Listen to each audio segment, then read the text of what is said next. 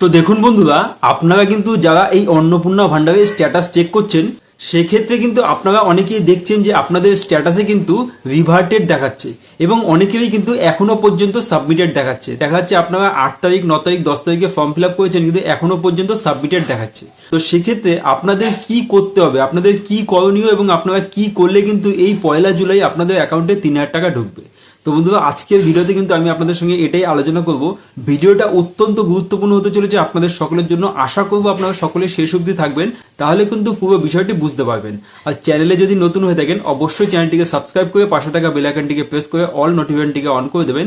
এই ধরনের ইনফরমেশন সবার আগে দেখার জন্য ফেসবুক থেকে দেখে থাকলে অবশ্যই প্রোফাইলটিকে ফলো করে রাখবেন। আর হ্যাঁ বন্ধুরা, ভিডিওটিকে অবশ্যই আগের থেকে বেশি বেশি করে শেয়ার করে দিন যাতে প্রত্যেকের কাছে পৌঁছে যায়। তো দেখুন বন্ধুরা, আমি কিন্তু আগের ভিডিওতে আপনাদেরকে দেখিয়েছি যে আপনারা কি করে এই অন্নপূর্ণা ভান্ডারের স্ট্যাটাসটি খুব সহজ সরলভাবে চেক করে নেবেন। যারা এখনো দেখেননি তারা গিয়ে দেখে নেবেন। আমি কিন্তু লিঙ্ক কমেন্ট বক্সে ফার্স্ট কমেন্টে দিয়ে দেবো। এবার প্রশ্ন হলো, অনেকেই কিন্তু আমাকে বলছেন যে এই যে তারা তাদের স্ট্যাটাসটা চেক করছে, চেক করার পরে কিন্তু সেখানে তারা দেখতে পাচ্ছে রিভার্টেড দেখাচ্ছে, অ্যাপ্লিকেশন রিভার্টেড, মানে তার মানে হচ্ছে কি অ্যাপ্লিকেশনটাকে রিটার্ন করে দেওয়া হয়েছে। তো এই ক্ষেত্রে আপনাদের যেটা করতে হবে, সে প্রথমত আপনাদের বুঝতে হবে অ্যাপ্লিকেশন রিভার্টেড এটা কেন দেখাচ্ছে, মানে কেন করা হয়েছে।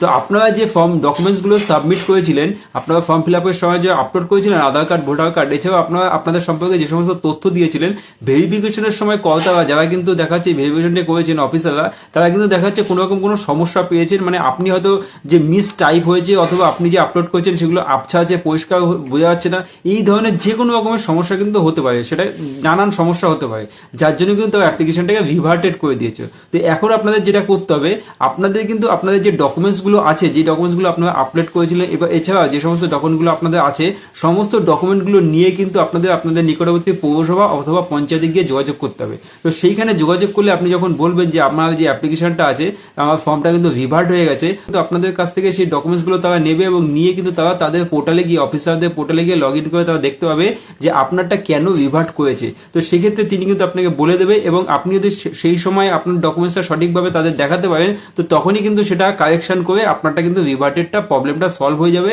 এবং সেক্ষেত্রে আপনারটা যদি সাকসেস হয়ে যায়, সাবমিটের পর সেটা যদি সাকসেস হয়ে যায়, তখন কিন্তু আপনার টাকাটা 1 জুলাই আছে, আমাদের মাননীয় মুখ্যমন্ত্রী যেটা বলেছেন 1 জুলাই কিন্তু অ্যাকাউন্টে ঢুকে যাবে। তো আপনারা বুঝতে পারলেন যাদের রিভার্টেড আসছে তাদের কি করতে হবে।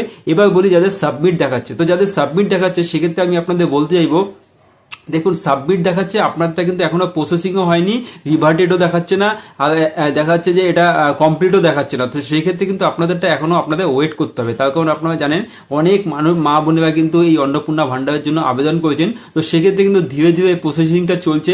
তো আপনারটা এখনো প্রসেসিং হয়নি। তো আপনাদের যেটা করতে হবে, এখন শুধুমাত্র ওয়েট করতে হবে, কি আপনাদের অন্য কিছু করার দরকার নেই। আপনারা 1-2 দিন পর পর স্ট্যাটাসটা চেক করুন। যদি 1 জুলাইয়ের মধ্যে আপনাদেরটাও সাকসেস হয়ে যায়, সেক্ষেত্রে আপনাদের টাকাটাও কিন্তু অ্যাকাউন্টে ঢুকে যাবে। তো দেখা যাচ্ছে অফিসাররা কিন্তু ধীরে ধীরে একের পর এক করছে, সেক্ষেত্রে অনেক প্রেশার হওয়ার জন্য হয়তো এখনো পর্যন্ত আপনারটা করতে পারেনি, যার জন্য সাবমিট দেখাচ্ছে।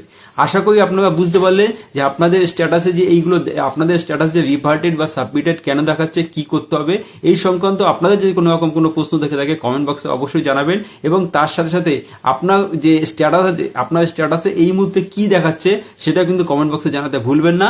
ধন্যবাদ।